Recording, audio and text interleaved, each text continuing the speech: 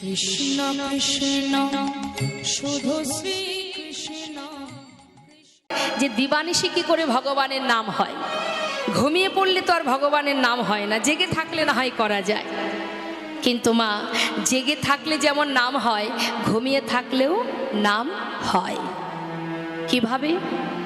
যে যে কাজটা সদা সর্বদাই করবে, আপনি সারাদিন যেটা ভাববেন, রাত্রে ঘুমের মধ্যেও দেখবেন আপনি সেটাই করছেন। তাহলে একদিনের ভাবনায় যদি রাত্রের স্বপ্নের মধ্যে সেটা করেন, আর যেজন সদা সর্বদাই প্রভুর নাম জপ করছে, সে ঘুমিয়ে থাকলে তার চোখের পাতা বন্ধ থাকবে, তার ইন্দ্রগুলো সর্বদাই ওই হরিনাম হরিবল। তার একটা ছোট্ট প্রমাণ আপনাদের দিচ্ছি। একজন বৃদ্ধ বাবা, তিনি 50 বছর ধরে শাখা বিক্রি করেন। গ্রামে গ্রামে পাড়ায় পাড়ায় মাথায় করে ঝুড়িতে করে শাখা নিয়ে যায় না মা? তার ওই শাখা বিক্রি করাই তার সারা জীবনের, এটাই তার জীবিকা। 50 বছর ধরেই একটা জিনিসই তিনি করেন, মন দিয়ে শুনবেন। এবার ওই শাখা নিয়ে পাড়ায় পাড়ায় যায়, আর তার মুখে একটাই কথা, শাখা আছে, শাখা নেবে গো, এই কথাটা সে বলে। দেখতে দেখতে 50 বছর হয়ে গেল, আজও কিন্তু তার যেমন ক্ষমতা, শাখা নিয়ে পাড়ায় পাড়ায় যায়। এখন বিক্রি করতে করতে মা একটা ফাঁকা মাঠের মধ্যে দিয়ে যাচ্ছে, কিন্তু সে বারবার ওই মুখে অটোমেটিকই বলে যাচ্ছে, শাখা আছে, শাখা নেবে গো। সেখানে কিন্তু কোনো জনবসতি নেই, শাখা আছে, শাখা নেবে। এখন একজন ভদ্রলোক পাশ দিয়ে যাচ্ছে আর বলছে, এই যে ও বাবা, এখানে তো কোনো মানুষজন নেই, তুমি এখানে শাখা আছে, শাখা নেবে গো, শাখা আছে, শাখা নেবে গো, কে শুনছে তোমার কথা? তুমি যখন গ্রামে যাবে, লোকালয়ে যাবে, পাড়ায় যাবে, তখন বলবে, এখন তুমি চুপ করো। তখন সেই বৃদ্ধ বাবা বললেন, ওরে খোকা, 50 বছর ধরে এই শাখা বিক্রি করতে করতে আমার জিহবা এমন অভ্যাস করে ফেলেছে, আমি বলছি না রে, আমি এটা লোকালয়ে আছি না ফাঁকা জায়গায় আছি সেটা আমি জানি না, আমি আমার মতো যাচ্ছি, আর আমার জিহবা সে তার কাজ করে যাচ্ছে। বেশি দিন নয় বাবা, আপনি 1 সপ্তাহ সন্ধ্যাবেলা জপের মালা হাতে নিয়ে জপ করবেন মা, বেশি দিন লাগবে না, 7 দিন আপনি জপের মালা নিয়ে জপ করবেন। ঠিক 7 দিন পর দেখবেন, ঠিক ওই সন্ধ্যাবেলা হলেই আপনার মনে হবে অটোমেটিকই আপনার জিহবায় হরিনাম শুরু হয়ে যাবে। রাধে রাধে। কাজ করবেন, কখন যে জিহবায় মহামন্ত্র জপ শুরু হয়ে যাবে আপনি নিজেও বুঝতে পারবেন না। এটা হলো অভ্যাস। তাই বলছে যে আজ পুরী গোসাই, তার মনের একটাই বাসনা, আমি কখনো কারোর কাছে কিছু চাইব না, যদি কেউ ভালোবেসে আমাকে দেয় তবে খাবো, আর না হলে কৃষ্ণ নাম করব। আহা, কি অপূর্ব ভক্তি তার। আর একটা বাসনা, সদা সর্বদাই তিনি হরিনাম করেন। তা আজ কি হয়েছে মা, ওই বটবৃক্ষের তলায়, মানে যমুনার ধারে গোবিন্দকুণ্ডের পাড়ে একটা বৃক্ষের তলায় বসে বসে তিনি কৃষ্ণ নাম করছে, আর মনে মনে ভাবছে, আজ তো কেউ আমাকে কিছু দিল না, ঠিক আছে, না দিল তাতে কি আছে, বসে বসে কৃষ্ণ নামই করি।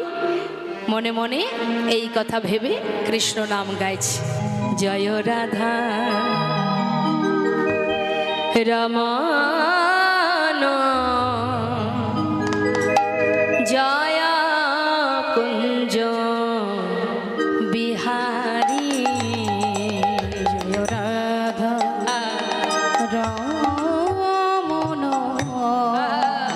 জয় কুঞ্জ বিহারী, জয় রাধা রমণ জয় কুঞ্জ বিহারী। জয় রাধা রমণ জয় কুঞ্জ বিহারী, নবীন নিরদয়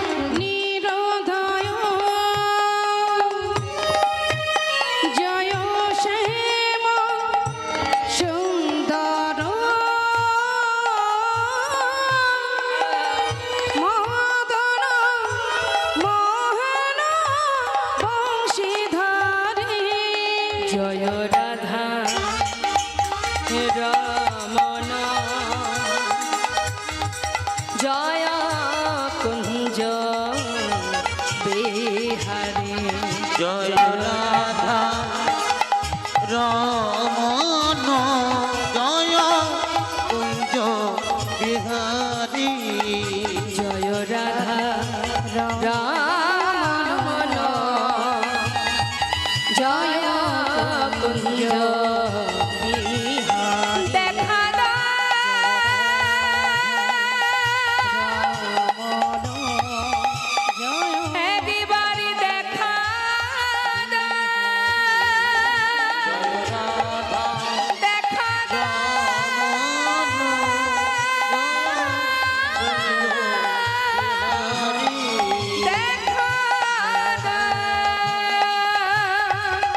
জয় রাধা রমণ জয় কুঞ্জ বিহারী জয় রাধা রমণ জয় কুঞ্জ বিহারী ভক্ত যদি ভগবানের চরণে আত্মসমর্পণ করতে পারে, কেউ যদি নিজেকে ভগবানের চরণে সঁপে দেয়, তার পুরো দায়িত্ব তো ভগবানেরই পড়ে যায়। বাবা মাগো, নিজেকে সঁপে দাও, দেখবে তোমার সমস্ত কিছুর দায় তার। আজ সে প্রতিজ্ঞাবদ্ধ যে আমি কারোর কাছে কিছু চেয়ে খাবো না। এখন ভক্ত যদি সদা সর্বদাই কৃষ্ণ নাম করে আর সে যদি অনাহারে থাকে, তাহলে ভগবান কি করে চুপ করে থাকবে? তার মনের অন্তরে সাড়া দিয়েছে। সে গোবিন্দ কুণ্ডে বটবৃক্ষের তলায় বসে কৃষ্ণ নাম করছে, যেন মনে হচ্ছে এই নামেই তার ক্ষুধা নিবারণ হয়ে যায়। বাবা মাগো, শাস্ত্রে বলে এই নামের সুধা যেবা করে পান, ক্ষুধা তৃষ্ণা তার হয় অবসান। সে যেন মনে হচ্ছে ওই নাম করেই তার ক্ষুধা নিবারণ হয়ে যাচ্ছে। আপন মনে নাম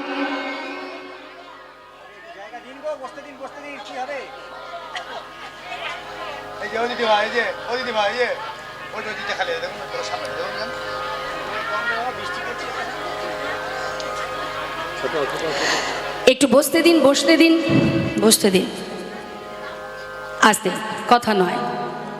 এদিকে হয়েছে কি মা, প্রভু আমার দেখছে ভক্ত অনাহারে আছে, সে যেহেতু আমার উপরে নির্ভরশীল, সর্বস্ব আমার কাছে সঁপে দিয়েছে, তাকে তো কিছু সেবার ব্যবস্থা করতে হবে।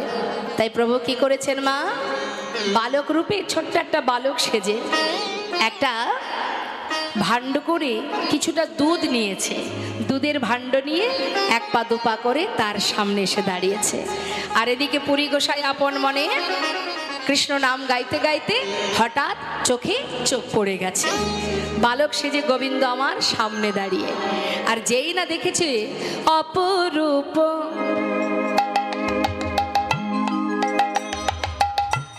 অপরূপ গপ এক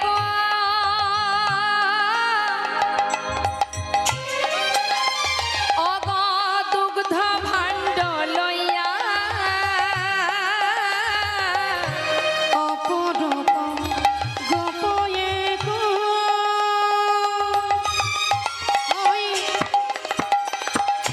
দুগ্ধ ভাণ্ড লইয়া মাধবেন্দ্র পুরীর কাছে দাঁড়ালো আসিয়া। ওই না মাধবিন্দ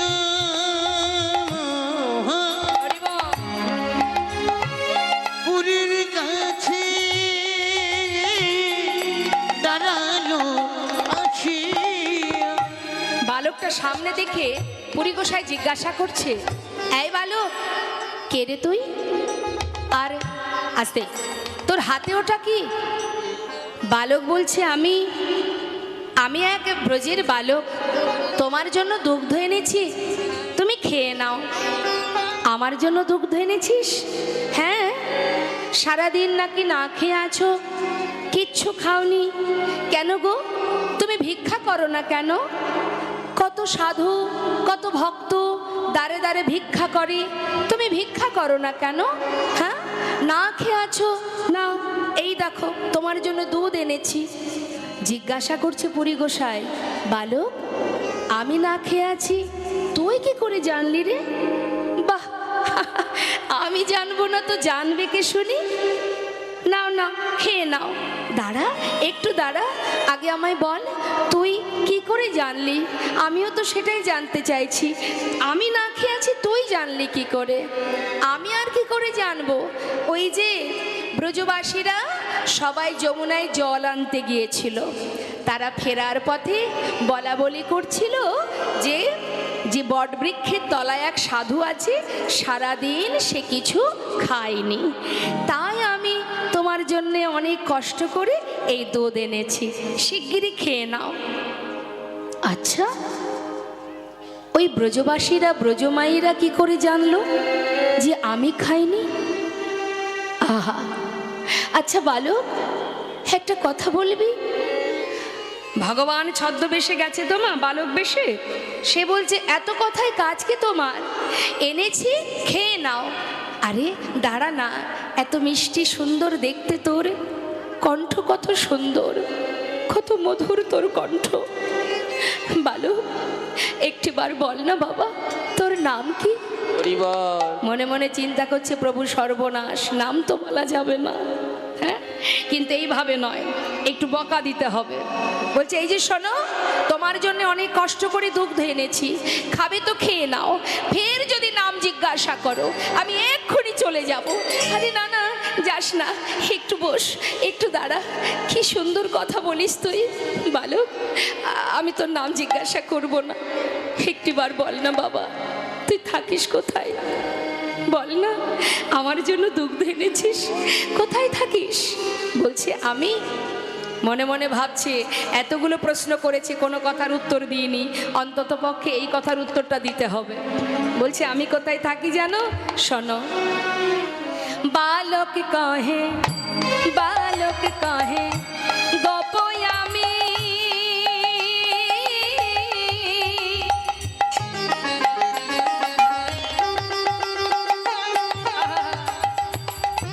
এই গ্রামেতে বসি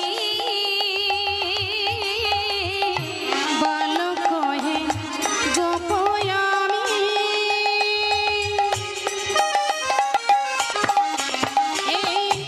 এই গ্রামেতে বসে আমার গ্রামেতে কেহ না রহে উপবাসী। ওই না আমার গ্রামেতে কেহ না রহে উপবাসী। ওগো আমার গ্রামে বাস করে যে, ওগো আমার গ্রামে বাস করে যে, নানাই উপবাসী থাকে না সে, আমার গ্রামে বাস করে নানা উপবাসী থাকে না সে, আমার গ্রামে বাস করে যে। আমার গ্রামেতে কেহ না রহে উপবাস। ওই না আমার গ্রামেতে কেহ না রহে উপবাসী। বাবা, এই যে শোনো, তাড়াতাড়ি খেয়ে নাও, আমাকে যেতে হবে। আমি হলাম গোয়ালার ছেলে, আমাকে অনেক গরুর দুগ্ধ দোয়াতে হবে, তাই আর আমি দেরি করতে পারবো না। বালক, একটুখানি বস না, কত সুন্দর কথা বলিস তুই, আর একটুখানি আমার পাশে বস। না না, খেয়ে নাও। পরিগোসাই মনে মনে ভাবছে যদি একটু আমার কাছে আসে, একবার একটু বুকে জড়িয়ে ধরবো। হরিবল হরিবল। কি অপূর্ব সুন্দর, ঠিক যেন মনে হয় ব্রজের কানাই। আই, এই না, খেয়ে না। পরিগোসাই ভাবছে আমি যতবার খাবো না বলবো, ও ততবার আমার কাছে এগিয়ে আসবে। বলছে আমি কিন্তু খাবো না। কেন খাবে না? খাও না। এক পা দুপা করে এগিয়ে যাচ্ছে, খাও না। না, খাবো না। কেন খাবে না? কত কষ্ট করে এনেছি, আমি এইটুকু একটা বাচ্চা, তোমার জন্য কষ্ট করে এনেছি, তুমি খাবে না? খাও না। না, খাবো না। খাবে না? না। সত্যি খাবে না? না, খাবো না, খাবো না, খাবো না। খাবে না? বেশ। মনে মনে চিন্তা করছে আরেকটু আয়, একবার জড়িয়ে ধরি। হরিবল হরিবল। ভক্তের অন্তরের কথা ভগবান বুঝতে পেরেছে মা, তাই ধরা দেবেন না বলে এক পা দুপা করে এগিয়ে যেতে যেতে আবার দাঁড়িয়ে পড়েছে। দাঁড়িয়ে বলছে, এই রইলো ভাণ্ড, ভালো চাও তো খেয়ে নিও, আমি চললাম, আর দাঁড়াতে পারবো না। খেয়ে নিয়ে পাত্রটা ধুয়ে রেখে দেবে, আমি পরে এসে নিয়ে যাব, কেমন? আমি আসি। এই শোন শোন, না না আমি আর দাঁড়াতে পারবো না, একটু দাঁড়া না, না না আমি আর পারবো না। চলে গেল। এত বলি বালক গেল না দেখিয়ে মাধবেন্দ্র পুরীর হৃদয় হইল চমৎকার। মাধবেন্দ্র পুরীর হৃদয় হইল চমৎকার। চলে গেল। কত সুন্দর কথা বলছিল, আমার জন্য দুগ্ধ এনেছে, একটু খেয়ে নি। ভাণ্ডটা হাতে করে নিয়ে মুখে দিয়েছে মা। যখন এক ভাণ্ড দুগ্ধ সেবা করেছে, আহ কত সুখ, এ যে অমৃত, এত স্বাদ আমি তো কোনোদিন পাইনি, এত সুস্বাদু। বাহ, যাক, ও তো বলেছে একটু পরে আসবে, আবার ওর সঙ্গে আমার দেখা হবে। তাড়াতাড়ি করে সেই দুধটুকু সেবা করে ওই ভাণ্ডটা ভালো করে যমুনার জলে ধুয়ে আবার সেটাকে রেখে দিয়েছে। পরিগোসাই ওই গাছ তলায় বসে বসে এক দৃষ্টিতে পথপানে চেয়ে আছে, কখনো আসবে, বসে আছে। দেখতে দেখতে সন্ধ্যা হয়ে গেল, রাত হলো, আসছে না তো, আসছে না কেন? ও যে বললো আসবে, কই, ও তো এলো না, কি হলো? চিন্তা করছি, যদি আমি যদি ঘুমিয়ে পড়ি তাহলে কখন এসে ভাণ্ডটা নিয়ে চলে যাবে। না, আমাকে জেগে থাকতেই হবে, ওকে যে আমি আর একবার দেখব। তাই বসে আছে, অপেক্ষা করতে করতে মধ্যরাত, আর পারছে না, চোখের পাতা বন্ধ হয়ে যাচ্ছে। ধীরে ধীরে পরিগোসাই ওই বটতলাতেই শুয়ে পড়েছে। একবার ভাবুন মা, ভক্ত কাকে বলে? ঝড় বৃষ্টি সব মাথার উপর দিয়ে বয়ে যায়, মুখে শুধু কৃষ্ণ কৃষ্ণ কৃষ্ণ। যেই না চোখের পাতা বন্ধ হয়েছে, হঠাৎ স্বপ্নের মধ্যে সেই ছোট্ট ছেলেটি ডাকছে, মাধব, মাধব। কে? আমি। হে কি প্রভু, তুমি? তাহলে তুমি এসেছিলে আমার কাছে দুগ্ধ নিয়ে? হরিবল হরিবল। হ্যাঁ, আমি এসেছিলাম। তুমি যে বললে আবার আসবে, তুমি তো আর এলে না। মাধব, আমি যদি আসবো, আমি যে আসবো, তাহলে তো আর আমি উদ্ধার হতে পারবো না। উদ্ধার হতে পারবে না? হ্যাঁ মাধব,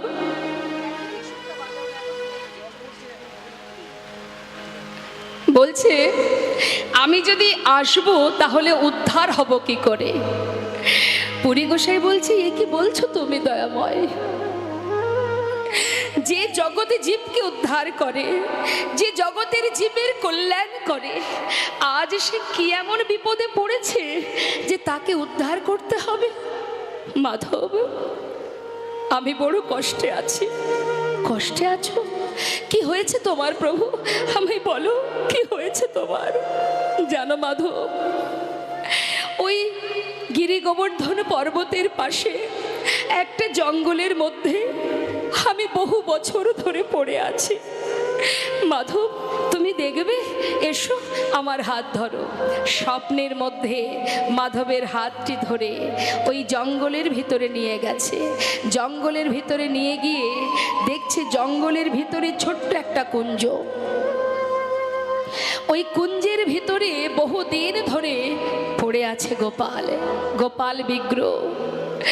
জিজ্ঞাসা করছে, প্রভু তুমি এখানে কি করে এলে? দেখো মাধব, ঝড় বৃষ্টি রোদ্দুর সব কিছু আমার মাথার উপর দিয়ে বয়ে যায়। আমার ভক্ত সে আমাকে এখানে রেখে চলে গেছে। আমাকে বলেছিল সে আসবে, আমাকে আবার প্রতিষ্ঠা করবে, কিন্তু সে আর আসেনি। মাধব, বহু বছর ধরে এই মাটির তলায় আমি বড় কষ্ট পাচ্ছি মাধব। জানো, আমি শুধু তোমার অপেক্ষায় আছি।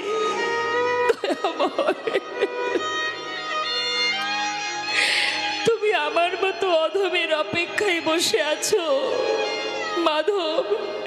তোমার ভক্তি, তোমার ভালোবাসায় আমি যে তোমার কাছে তোমার দাস হয়ে গেছি। মাধব, মাধব, আমি বহুদিন হরি বল হরি বল।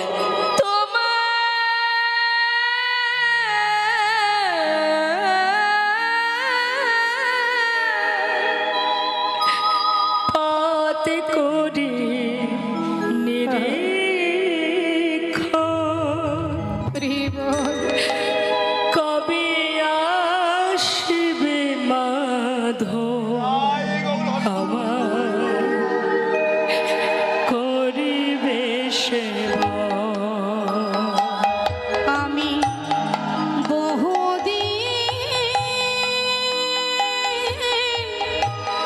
তোমার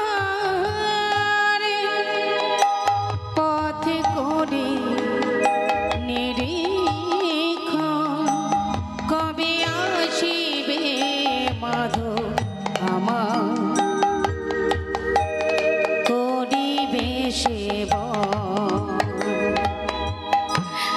তোমার প্রেম বসে মাধব, আমি যে তোমার প্রেমে বশ হয়ে গেছি মাধব। তোমার প্রেম বসে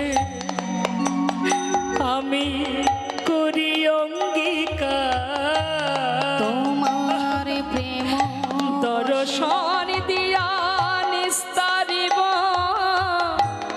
জগৎ সংসার। প্রেম বসে আমি করি অঙ্গীকার, দর্শন দিয়া নিস্তারিব এই জগৎ সংসার। দয়াময়, তুমি দর্শন দেবে, জগতে জীবের নিস্তার করবে, জীবের কল্যাণ করবে তুমি। হ্যাঁ মাধব, তুমি আমাকে আবার পুনরায় প্রতিষ্ঠা করো মাধব। আমি জীবের নিস্তার করব, জীবের পাপ তাপ দূরীভূত করে দেব। দয়াময়, তুমি তুমি আগে কোথায় ছিলে? তোমার নাম কি? মাধব, আমি ছিলাম গিরি গোবর্ধন পর্বতে। সেই সময় মুসলমান সমাজ ছিল, মুসলিম শাসিত ছিল এই দেশ। ওই মুসলিম শাসিত সময় ওই ম্লেচ্ছদের অত্যাচারে বৃন্দাবনের অনেক অনেক মন্দির ভেঙে ফেলেছিল।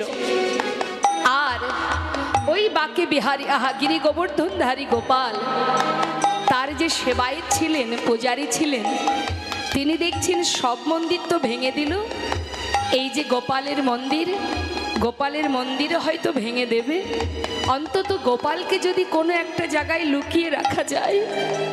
এত সুন্দর দেখতে সেই গোপালের, তাই গোপালকে লুকিয়ে রেখেছিল সেই পুরোহিত, সেই পূজারী সেবায়েত ওই জঙ্গলের মধ্যে লুকিয়ে রেখে বলেছিল, প্রভু তুমি এখানেই লুকিয়ে থাকো, আমি যদি বেঁচে থাকি আবার আসবো, আবার তোমায় প্রতিষ্ঠা করব। জানো মাধব, সেই যে আমায় বলে চলে গেল আর এলো না। শ্রী গোপাল নাম ওই গোবর ধনধারী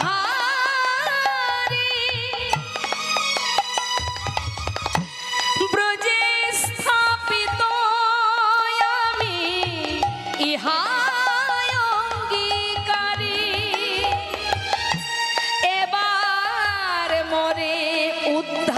করো মাধবেন্দ্রপুরী, মাধবেন্দ্রপুরী, মাধবেন্দ্রপুরী, মাধবেন্দ্রপুরী, এবার মোরে উদ্ধার করো মাধবেন্দ্রপুরী, মাধবেন্দ্রপুরী, মাধবেন্দ্রপুরী।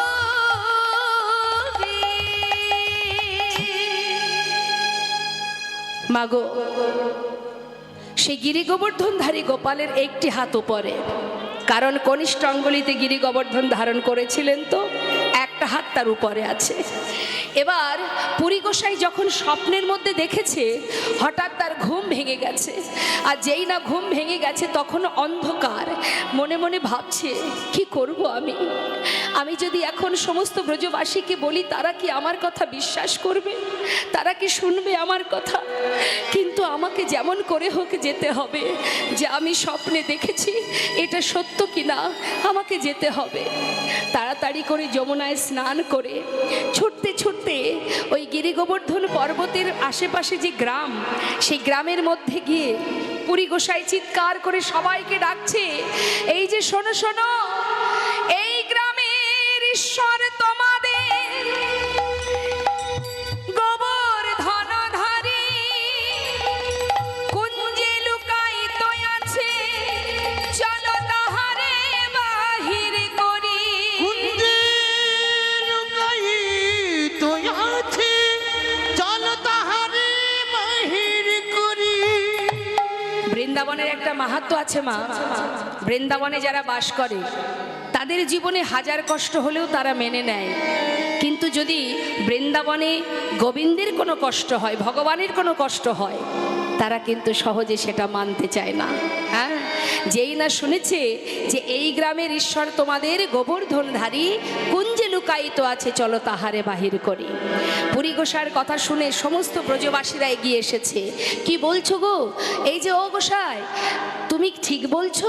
হ্যাঁ, আমি ঠিক বলছি, আপনি স্বপ্নে দেখেছি, চলো আমরা সবাই দেখি কোথায় আছে সে।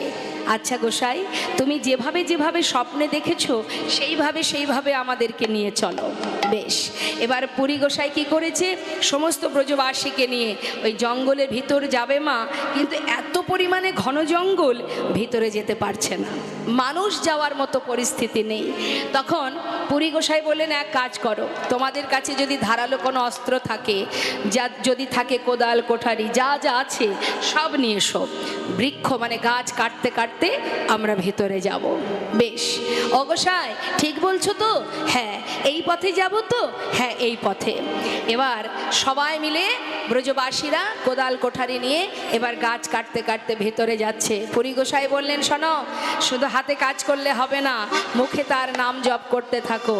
সবাই বলো, জয় গোবিন্দ জয় গোপালা, জয় গোবিন্দ জয় গোপালা, জয় গোবিন্দ জয় গোপালা, জয় গোবিন্দ জয় গোপালা, জয় গোপালা জয় নন্দলালা, জয় গোপালা জয় নন্দলালা, জয় গোপালা জয় নন্দলালা, জয় গোপালা জয় নন্দলালা, জয় নন্দলালা যশোদা দুলালা, জয় নন্দলালা যশোদা দুলালা, জয় নন্দলালা যশোদা দুলালা, জয় নন্দলালা যশোদা দুলালা, জয় গোবিন্দ জয় ও গোপালা, জয় গোবিন্দ জয় গোপালা, জয় গোবিন্দ জয় গোপালা, জয় গোবিন্দ জয় গোপালা, জয় গোপালা যশোদা দুলালা। জয় গোপালা যশোদা দুলালা। গাছ কাটতে কাটতে ভিতরে গেছে। পুরী গোসাই বললেন, দাঁড়াও, আর কেটো না, আর অস্ত্র প্রচার করো না, নিশ্চয়ই এখানেই পাওয়া যাবে। দেখছি ছোট্ট একটা কুঞ্জ মা, সেই কুঞ্জের মধ্যে যাবে কে? সেখানে প্রবেশ করবে কে? সমস্ত ব্রজবাসীরা বলছে, এই যে শোনো শোনো, ও ঠাকুর তুমি যাও, আমরা যেতে পারবো না। পুরী গোসাই এই কথা শুনে এবার নিজে গিয়ে তার ভিতরে নিজের হাত দিয়ে, মা গভীর জঙ্গল তো, নোংরা আবর্জনা লতা পাতায় ভরা, সেখানে গিয়ে হাত দিয়ে খুঁজছে আর মুখে গাইছে, জয় গোবিন্দ জয় গোপালা, জয় গোবিন্দ জয় গোপালা, জয় গোপালা যশোদা দুলালা, জয় গোবিন্দ জয় গোপালা, জয় গোপালা জয় নন্দলালা। জয় গোবিন্দ জয় গোপালা। যেই না ওই যে একটা হাত উপরে আছে, হাতে যেই না হাত ঠেকেছে, চিৎকার করে উঠেছে পুরী গোসাই, পেয়েছি পেয়েছি, আমি পেয়েছি, ওগো তোমরা শিগগিরই এসো, আমি পেয়েছি। এই তো গোপাল, গোপালের হাত, এই দেখো আমার হাতে স্পর্শ হয়েছে, তোমরা সবাই এসো, এক্ষুনি তাকে বাহির করতে হবে। বলছে পুরী গোসাইকে, বলছি দেখো দেখো ঠাকুর, আমরা পারবো না, ওর ভিতরে যেতে পারবো না। মা বহুদিন ধরে আছে তো, মাটির তলায় চাপা পড়ে গেছে, অর্ধেকটা মাটির তলায় চাপা পড়ে গেছে। এখন পুরী গোসাই তুলতে পারছে না, যেহেতু তার বয়স হয়েছে, কিন্তু তথাপিও তুলতে হবে। জোর করে তুলছে আর মুখে গাইছে কি, জয় গোবিন্দ জয় গোপাল, জয় গোবিন্দ জয় গোপাল, জয় গোপাল, জয় গোবিন্দ। উফ কি ভার! ভগবান যদি না ওঠে, কার সাধ্য আছে তাকে তোলার? জয় গোবিন্দ জয় গোপাল, জয় গোবিন্দ জয় গোপাল, গোপাল জয় এত ভার জয় গোবিন্দ তুলতে পারছি না, গোপাল, কি কষ্ট। কিন্তু উপায় কি? জয় গোবিন্দ কোনো রকমে মা ওই মুখে বলছে, আর নামেই যেন তার শক্তি, নাম বলছে আর তুলছে, তুলতে তুলতে কোনো রকমে তুলেছে, তুলে কুঞ্জের বাইরে এসে যেই না একটা পরিষ্কার জায়গা পেয়েছে, সেখানে উফ, সম্ভব? বয়স হয়েছে তো, আমার দ্বারা কি সম্ভব বাবা? পারবো না। শোনো, গোপালকে বাহির করে এনেছি, এবার তোমাদের দায়িত্ব তাকে ওই পর্বতের উপরে নিয়ে যাওয়া। কিন্তু শোনো, এই যাত্রার দ্বারা হবে না, যাদের গায়ে একটু জোর আছে, বলিষ্ঠ ব্যক্তি যারা, তাদেরকে ডেকে নিয়ে এসো। ভগবান কি মা ইচ্ছা করলে নিজে উঠতে পারতেন না? হালকা হতে পারতেন না? আজ তার মনের বাসনা ভক্তের কাঁধে চেপে ওই গিরি গোবর্ধন পর্বতে উঠবেন। তাই গৌর হরি বল। তার বাসনা ভক্তের কাঁধে উঠে যাবে, তাই এত ভার হয়েছে তাকে তোলা যাচ্ছে না। এখন বলিষ্ঠ বলিষ্ঠ ব্যক্তি, তাদেরকে ডাকা হয়েছে। সবাই মিলে এসে এবার গোপালকে সবাই মিলে ধরে ওই পর্বতের উপরে তুলছে। মহাজন বললেন পদাবলিতে, মহা মহা বলিষ্ঠ লোক একত্র করিলা, মহা মহা বলিষ্ঠ লোক একত্রে করিলা, আহা মহা মহা বলিষ্ঠ লোক একত্র করিলা, মহা মহা করিসুল একত্র করিয়া, পর্বত পরে গেল পুরী, পর্বত পরে গেল পুরী, পর্বত পরে গেল পুরী, দেখো ঠাকুর লইয়া, আহা ঠাকুর লইয়া, ঠাকুর লইয়া, ঠাকুর লইয়া, ঠাকুর লইয়া, পাথরের সিংহাসনে ঠাকুর বসাইল, পাথরের সিংহাসনে ঠাকুর বসাইল। ওমা পর্বতের উপরে উঠেছে, এবার তাকে তো বসাতে হবে, প্রতিষ্ঠা করতে হবে। তা প্রতিষ্ঠা করতে গেলে তার আগে থাকার জায়গা, বসার জায়গা করতে হবে। একটা সুন্দর পাথরের উপরে তাকে বসিয়েছে, কিন্তু বসালে কি হবে? পিছন দিকে সে তো পড়ে যাবে, পিছন দিকে কি করবে? মহাজন বলছে, দেখো পাথরের সিংহাসনে ঠাকুর বসাইল, পাথরের সিংহাসনে ঠাকুর বসাইল, বড় এক পাথর পৃষ্ঠে, বড় এক পাথর পৃষ্ঠে অবলম্ব কইল, আহা অবলম্ব কইল, আমার অবলম্ব কইল, অবলম্ব কইল। কি করলেন? একটা পাথর পিছনে দিলেন আর একটা পাথর তার উপরে বসালেন। কেমন হলো মা? চেয়ারের মতো হয়ে গেল তো। এখন চেয়ারের মতো হবার পর এবার গোপাল বসেছে। পুরী গোসাই বললেন, শোনো, বহুদিন যিনি মাটির তলায় ছিলেন তাকে যখন প্রতিষ্ঠা করব, এবার বসানো তো হলো, সারা গায়ে অনেক দিনের নোংরা, অনেক দিনের ধুলো কাদা সব জমে আছে, তাই তাই দেরি না করে সমস্ত ব্রজমাইদের বললেন, তোমরা যাও, তোমরা শিগগিরই যাও, গোবিন্দকুণ্ড থেকে জল নিয়ে এসো। এবার জল নিয়ে আসছে মা, স্নান করাতে হবে। তা জল নিয়ে আসতে গেছে সমস্ত ব্রজমাইরা, তাদের আর আনন্দ ধরছে না, কারণ তাদের ভগবান, হ্যাঁ, গিরি গোবর্ধন পর্বতের উপরে গোপাল আজ প্রতিষ্ঠা হচ্ছে। ব্রজমাইদের আনন্দ ধরছে না, তারা সবাই মিলে চললেন গোবিন্দ কুণ্ডি একে একে কলসি নিয়ে। নবশত ঘটি জল আজ কইল উপনীত, নবশত ঘট জলে আজ কইল উপনীত, নব শত ঘট জ্বালানি কইল উপনীত। নবশত ঘট জলে আজ কইল উপনীত। নবশত ঘট, শত ঘট মানে 100, নব মানে নূতন, নূতন ঘট ভরে ভরে 100 কলস জল ওই পর্বতের উপরে তুলছে। নবশত ঘটে জলে আজ কইল উপনীত, নবশত ঘট জলে আজ কইল উপনীত, নব শত ঘট জ্বালানি কইল উপনীত।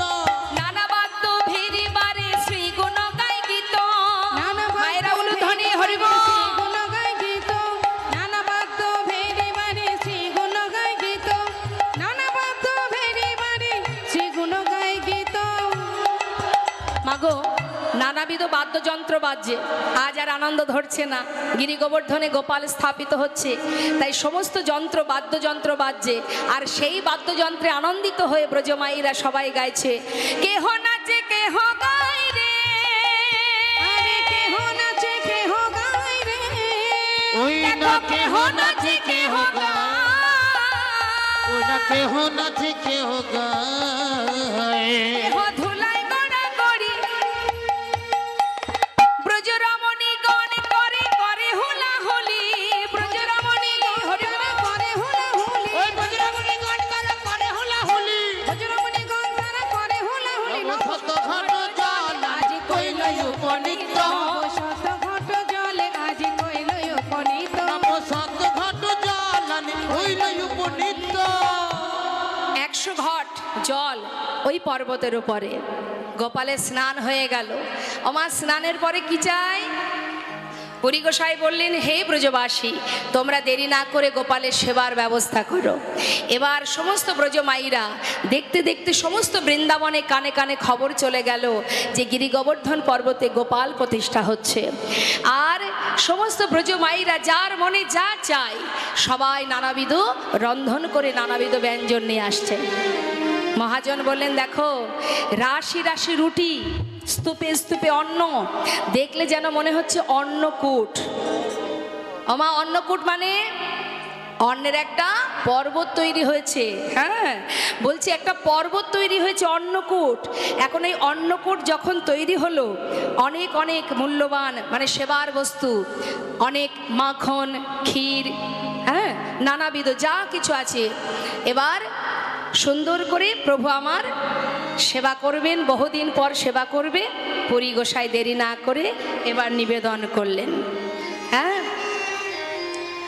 যখন নিবেদন করছে মা,